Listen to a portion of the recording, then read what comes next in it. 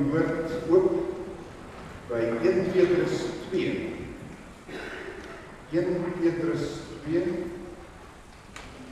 So daar, nevens ander kant Hebreërs, Jakobus, dan is ons by Petrus, die eerste en die tweede brief.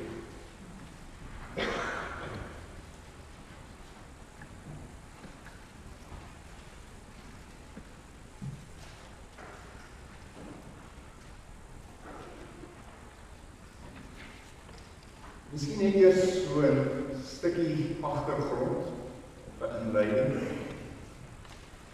As 'n mens in jou geloofslewe teenstand ervaar, as dit vir jou moeilik raak, dan probeer jy altyd om op een of ander manier nou daar uit te kom. Dis iets wat die eerste lesers van hierdie 1 Petrus brief dan ook ervaar het daar in Klein-Asië. Daar is teen hulle gediskrimineer omdat hulle gelowiges is. Hulle is uitgebuit op verskillende maniere. Hulle is verkleineer in die oë van ander mense.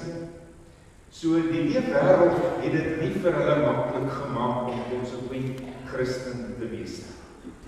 Weet jy wanneer dit gebeur, wanneer jy al hierdie teenkante kry, en dit voel vir jou nader, maar die goed is vir jou net te veel, jy kan dit nie meer hanteer nie, dan is daar normaalweg een van twee maniere waarop ons daarop sou kon reageer.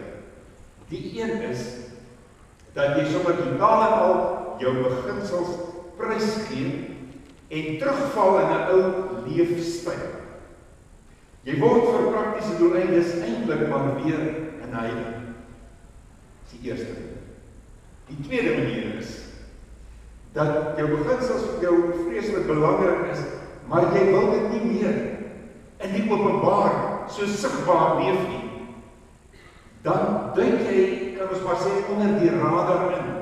Jy dink onder die oppervlakte in, dat die golwe hier bokant jou maar kan heen en weer slaan. Maar jy lê laag, jy maak nie 'n verskil. Soos of die terugval, of die dak onder die golwe in.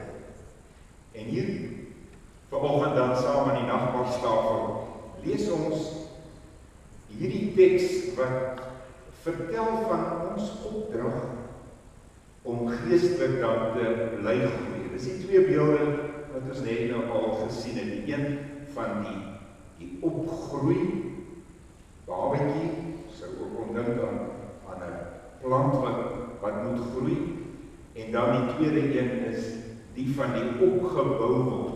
Die opgroei beeld, sal julle sien, as ons nou lees, gaan mettertyd oor in die opbou beeld. Kom ons lees 1 Petrus 2 van vers 1 af. Hou dan op met elke vorm van kwaad, met alle bedrog, huichelarij, jaloesie en kwaadpraterij. Soos pasgebore kindertjies smag na melk, moet julle smag na die suiwer geestelike melk, sodat julle daardeur kan opgroei en die saligheid verkry. Julle het immers ondervind dat die Here goed is. Kom na hom toe, tweede beeld, die lewende steen wat deur die mense afgekeer is, maar deur God vir die ereplek uitverkies is. Laat julle as lewende stene opbou tot 'n geestelike huis om 'n heilige priesterdom te wees en geestelike offers te bring wat deur Jesus Christus vir God welgevallig is. Daarom staan daar in die skrif, ons het 'n paar aanhalings in verskillende plekke in die skrif. Kyk, ek lê in Sion 'n nuwe klip, uitverkies vir die ereplek. Wie in hom glo, word nooit teleurgestel. Julle wat glo, deel in hierdie eer, maar vir die wat nie glo nie, geld die woorde. Die klip wat deur die bouers afgekeer is, juis hy het die belangrikste klip in die gebou geword. En 'n klip waaroor 'n mens struikel, en 'n rots waarteen jy jou stamp. Hulle struikel omdat hulle nie aan die woord gehoorsaam is nie. So het God dit ook vir hulle bestem. Julle daarteen is 'n uitverkore volk, 'n koninklike priesterdom, 'n nasie wat vir God afgesonder is, die eiendomsvolk van God, die volk wat die verlossingsdade moet verkondig van hom wat julle uit die duisternis geroep het na sy wonderbare lig.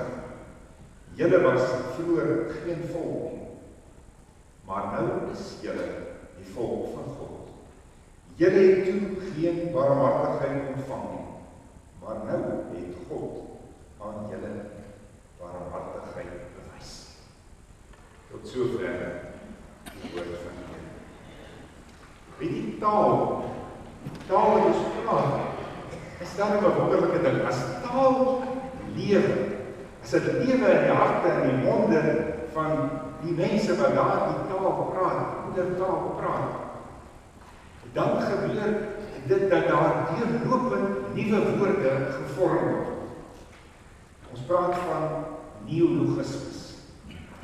Party van ons sou byvoorbeeld weet dat 'n dokument eintlik maar 'n anglicisme is, 'n Engelse begrip is vir 'n woefkartoes.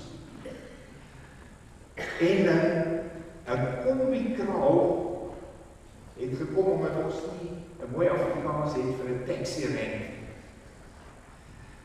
En 'n stapler word so mooi omskryf deur, is nou hierdie krammetjies deur, 'n krammetjie, maar oor hierdie vindingryke, 'n papiervampier. Dit is mooi, dit is net twee tande wat daar die papiere so aan mekaar vashou. Nou baie keer moet daar ook nuwe woorde geskep word. Dis nie maar sommer net kreatiwiteit. Moet daar nuwe woorde geskep word, omdat met al die wonderlike ontwikkelings wat in die wêreld is daar nuwe begrippe wat geskep word en dit moet nou vertaal word ook in al wat 'n taal is. 20 jaar gelede het ons nie geweet dat daar iets gaan wees soos 'n webwerf, soos 'n geheue-stokkie nie, soos 'n robot nie, soos sushi. Of miskien was sushi daar, ons het net eens daarvan geweet af. En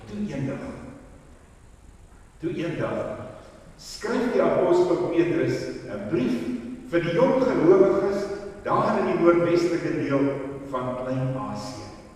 Daar in Klein-Asië is alles Romeinse provinsies. En dan lees ons hoe dat hy eers dan vir die gelowiges oproep omdat hulle nou Christus se redding geproe het, nou soos babatjies weer hulle dors kan les met die geestelike melk, die woord van die Here. En dan sal hulle op tyd ook al groter word, soos wat hulle geestelik groei. Woord van die Here, eet hom, lees hom, maak dit jou eie, en jy groei in jou geloof. Die tweede appel is dan hierdie van die opbou. Maar as Petrus nou hierdie woorde hier gebruik, dan gebruik hy 'n woord wat maak dit almal skielik reg op sit. Want hy gebruik geestelik 'n neologisme. Hy skryf iets totaal radikaal vir daardie tyd. Iets revolusionêrs, 'n nuwe taalbegrip. Kan ons praat van 'n geestelike neologisme. Die begrip hier is vir ons klink dit miskien al oud, maar vir daardie tyd was dit totaal nuut geweest. 'n Lewende steen. Kan jy jou voorstel 'n lewende steen? Kom na hom toe, die lewende steen. Die mense van daardie tyd het geweet van 'n steen. Hulle het geweet van lewe, maar van 'n lewende steen, dis die eerste keer wat hulle dit hoor. Ek meen, 'n steen, 'n klip is 'n klip, 'n klip is 'n dooie ding. As iemand op die rondskyf, dan bly hy daar tot met die wederkoms. En soos wat klip Christen ook dooie Christene sou wees. Maar nou ja, die evangelie is nie. Die evangelie is radikaal. En die evangelie is verrassend soos ook hierdie begrip van die lewende steen. As ons nou bietjie dink aan die tydperk daarvoor, voordat hierdie nuwe begrip nou gegee is, het die Ou Testamentiese gelowiges geweet dat na God verwys word as 'n rots. Dat God betroubaar is. Dat God in sy getrouheid stewig vas bly staan. Jy kan hom maar vertrou. Jy hoef nie in God te twyfel. En dan kom Petrus en dan haal hy so 'n bietjie uit die Ou Testament uit, ten minste 3 aanhalings aan. Skrifstudie gaan doen, Bybelstudie gedoen en hy herinner hom weer en hy gaan blaai weer terug en hy vind hierdie 3 plekke waar die begrip van 'n klip dan ook gebruik word. En elke een van die aanhalings het 'n eie toepassing waarby ek nie nou sal kan stilstaan. Nog later lees ons dat in die evangelies daar ook op 'n besondere manier deur die Here Jesus na einste hierdieselfde Petrus verwys is. Trouwens, hy kry sy naam van Petrus af. Hy is die rots. Hy is die rotsman. Hierdie geloof wat hy verteenwoordig sou 'n geloofsfondament word vir die geslagte name. Hoewel hy dieselfde Petrus is, wat sou uitvind hoe dat hy ook maar nie so vreeslik betroubaar en rotsvas staan. Petrus gebruik egter nie hierdie Petrus woord. Hy gebruik 'n ander woord, lethal, vir klip. Dit is dieselfde begrip as wat later gebruik is vir die klip wat voor die opening van die graf gerol is. Dit is 'n lethal. Kom ons kyk nou mooi na hierdie hele teks, fokusteks. Hier staan, kom na hom toe, die lewende steen, waardeur die mense afgekeer is, maar deur God vir die Here plek uitgekies is, laat julle as lewende stene opbou tot 'n geestelike huis, om 'n heilige priesterdom te wees en geestelike offers te bring, wat deur Christus Jesus vir God welgevallig is. So die eerste oproep was gewees die babatjies, geestelike melk, dat hulle kan groei. Maar as ons so dink aan 'n babatjie en groei van 'n babatjie, dan sou ons dink dat dit 'n baie individualistiese proses is. Jou melkies, jy skree wanneer jy honger is vir melk en ma hardloop baie vinnig sodat jou skree kan bepaal. Maar dis in die geloof nie iets wat individualisties is. Waarom so kosbaar dat ons ook net nou kon staan, almal saam ons geloof kon bely. Hier kom my net hierdie gedagte van die opbou as lewende stene, opbou tot iets groters. As 'n mens dink aan 'n bouperseel, as daar die vragmotor daar die hoop stene daar afgooi, dan gaan daar met daardie stene nie vreeslik baie gebeur individualisties elkeen op sy eie. As hierdie stene nie gebruik word om die een langs die ander een en die een bo op die ander een gebou te word, sodat uiteindelik daar 'n huis kan verwys waar mense warmte en liefde en beskerming kan kry. Nee, wanneer ons dan as lewende stene opgebou word, dan maak dit gesamentlik 'n verskil. Ons sien dit by die Londen staan, ons wat nou. As daar een ouetjie is wat staan, gaan dit nie veel indruk maak nie, maar as daar 20.000 is wat staan, dan maak dit 'n groot impak en op die hele Suid-Afrikaanse ekonomie, weerwind vir daardie situasie. Die belangrike saak rondom die steen wat ons hier moet raak sien, is dat in die eerste plek verwys word na Jesus as die lewende steen. Hy self het lewe. En sê Jesaja, hy is die hoeksteen. Die manier waarop die eerste steen die hoeksteen neergesit word, gemessel word, gaan ons nou bepaal hoe dat die hele muur verder gebou word, so of so. En hierdie bietjie wat hy verander, maak dan die slaapkamer of daar gaan wees. Volgens God se argitektsplan vir die kerk en vir die wêreld was dit so belangrik dat Jesus die hoeksteen deur God uitgekies, ereplek, presies soos wat God se beplanning was. So is Jesus dan ook daarin gebou. Daarom is dit nie my en jou individuele vindingrykheid maak daarom so vreeslik verskil nie, maar die ingebou word op Jesus, die in die geloof vashou aan Jesus, maak die verskil of ons aan ons roeping gaan beantwoord in hierdie wêreld, ja of nee. Dan is dit 'n inbou en 'n opbou van ons as individuele stene in hierdie allernouste verbondenheid met Christus. Want hy as die lewende steen gee die lewe deur vir die ander stene langs hom. Sy lewe vloei oor deur die wedergeboorte en die gehoorsaamheid en krag van die Heilige Gees na ons toe.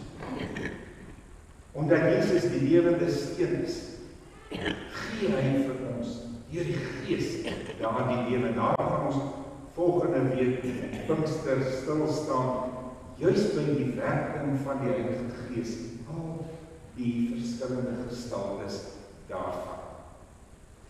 En waar dit nou gebeur, waar ons lewende stene word gebou opgemessel, dan kom iets radikaal niets tot stand. Hy praat hier van 'n geestelike huis. Ons praat van 'n huis, dan hoor ons warmte, liefde, beskerming, hoor ons sekuriteit. Daar word gepraat van 'n hele tempel wat gebou word. 'n Tempel waar daar priesterlik dienswerk gelewer word. Al die priesters wat na ons as stene is, wat besig is met dienswerk, met voorbidding, met offers te bring. En so word God verheerlik. So styg die wonderlike brandoffer reuk op na God. En God hou daarvan. Ek wil egter so 'n klein preekie teruggee. Onthou dat Petrus skryf vir mense wie se geloof onderdruk geword het. En nou roep hy hulle op om aan Jesus te bly vas, aan hom gebou te word, op hom gebou te word. Dit lyk vir my asof die Paasfees tema ook hier sy weerklank vind. Want Jesus is die lewende steen. Sonder sy opstanding sou daar in ons lewens niks van lewe tereggekom. Sonder 'n daaglikse leef ook vanuit sy opstandingskrag sou ons almal net laag gelê het, om nie te veel wind van voor te kry. Sien, die gevaar is ook by ons groot, dat jy kan losmaak van Christus.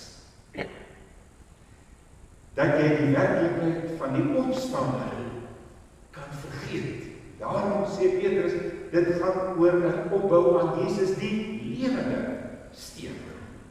Kom ons stel dit voor, vir onsself so voor.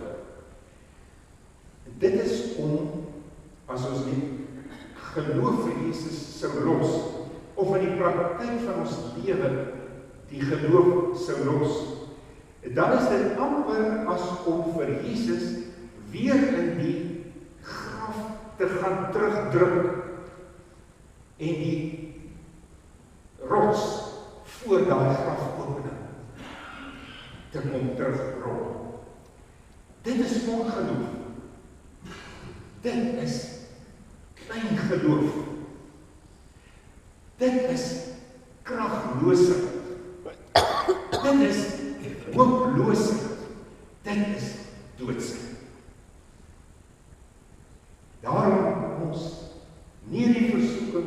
val, om op een of ander manier, en baie keer gebeur het so vreeslik subtiel, om weer die steen terug te rol. Dit is waaroor in die werk die verlede week gepreek in Romeine 15. Die hoop, die krag vir ons as kinders van Paasfees. As jy terugduik oor die eenkanting van die wêreld, rol jy weer die steen terug. Dis 3 voorbeelde wat ek wil toepas aan die hand van nie 3, maar 5 voorbeelde in hierdie teks. Byvoorbeeld vers 1 praat hy van laat staan aan die kwaad, en dan noem hy voorbeeld van bedrog. Wanneer pleeg 'n mens bedrog? Wanneer is jy oneerlik? Wanneer pleeg jy korrupsie? Is wanneer jy dink hier is nou nie 'n ander eerlike manier om te oorleef nie. Daarom pleeg jy korrupsie. Jy dink hier is nie 'n ander manier nie. Met ander woorde, Jesus se opstandingskrag gaan nie vir jou help in die situasie nie. Dis waarom jy oneerlik is, dis waarom jy bedrog pleeg. Jy rol weer die steen terug en druk vir Jesus in die doodsy terug. 'n tweede voorbeeld, ook in vers 1. Kwaadpratery. As dit vir jou lyk asof die beste plan om nou bo te kom is om van die ander een kwaad te praat, te skinder, om af te tafel, om af te trap, dan is dit ook omdat jy dink maar die opstandingskrag van die Here is te min om vir my te sorg, dat ek kan kry dit wat ek behoort te kry te midde van al die baie mense wat vir my lewe. Daarom dan rol jy met jou kwaadpratery en geskinder, rol jy maar weer die graf se steen terug. Dan is hier 'n aanhaling van vers 6, wat sê, wie die hoekklip van Sion, wie in hom glo, sal nie teleurgestel staan. Nou weer, Jesaja gaan lees, dan staan dit daarso dat hy sal nie haastig wegvlug nie. As jy God vertrou, sal jy nie haastig wegvlug nie. As jy wegvlug van die roeping wat die Here vir jou gee, waar jy toegewy moet staan, dan trek jy maar weer 'n streep deur die opstandingslewe van die Here Jesus. Hy stoot die opgestaande Here weer terug in die graf en jy rol hom toe. Hier staan bietjie verder dat ons geroep word as priesters, om 'n heilige priesterdom te wees wat ons offers bring. Waarom hou ons op om ons offers te bring, alle vorme daarvan? Dis wanneer ek dink, hier is nie genoeg krag en genoeg voorsiening van die opgestaande Here vir my. Dan stop ek liewer met al die werk net na hardloop uit my reserves uit. Vers 9 sê ons volgende roeping is om die verlossingsdade te gaan verkondig van hom wat ons geroep het uit die duisternis na sy wonderbare lig. Waarom sou ek en jy stil raak? Waarom sou ons ophou om oor Jesus te praat in hierdie wêreld? Wanneer ons bang is vir die teenkante, wanneer ons bang is, ons gaan nie die krag hê, die opstandingskrag van die Here, om vir ons die woorde te gee en vir ons te help om die situasies te hanteer. Rol ons steen terug en ons gaan lê weer so laag. Ek wil afsluit. Ek wil afsluit met 'n verhaal, 'n staaltjie, 'n legende daar uit Italië. Miskien verduidelik ek op 'n ander manier vir ons iets hiervan. Eendag sê die verhaal, word God se aandag getrek deur 'n hele groot oproer wat in Italië plaasvind. En dit het alles gegaan oor 'n man wat vreeslik lief was vir 'n klip. Hy het 'n klip gekry kry en dan het hy vir jare lang gaan sit en kap aan die klip. Kap en bytel en poleer. Totdat uiteindelik die wonderlikste, mooiste, wat ons sê, lewende figuur uit hierdie klip na vore gekom het. Jy weet, dit is Michelangelo. Maar so kom Jesus toe, hy besluit uit hierdie promotion gaan kyk. En hy kom daar by Michelangelo, en hy vra vir Michelangelo, wat doen jy? Sy antwoord is, Here, ek is besig om uit hierdie stuk marmer te bevry, sodat almal vir u kan sien. Jesus sê die reaksie was maar, Michelangelo, wag nou eers. Ek kan nie onthou dat ek nou in hierdie stuk marmer kom bly. Sê Michelangelo, Here, en toe u aarde toe gekom het u die Gees saamgebring. En u die Gees hier gelaat om u te verteenwoordig en vir u teenwoordig te stel in elke duimbreedte van hierdie wêreld. Here, my roeping is om vir u in hierdie marmerbeeld, in hierdie rots, om u hier in raak te sien. Om u te ontdek. Om aan u te raak en u sigbaar te maak vir die wêreld. Dit is my so mooi beeld, lyk my dit is ons roeping. Ons wat ontdek dat die Here is, die lewende Here by ons. Dit is ons roeping om in hierdie wêreld die Here te ontdek, aan te raak, om sigbaar te maak vir die hele wêreld. Iets anders as om graf toe te dring en die steen weer terug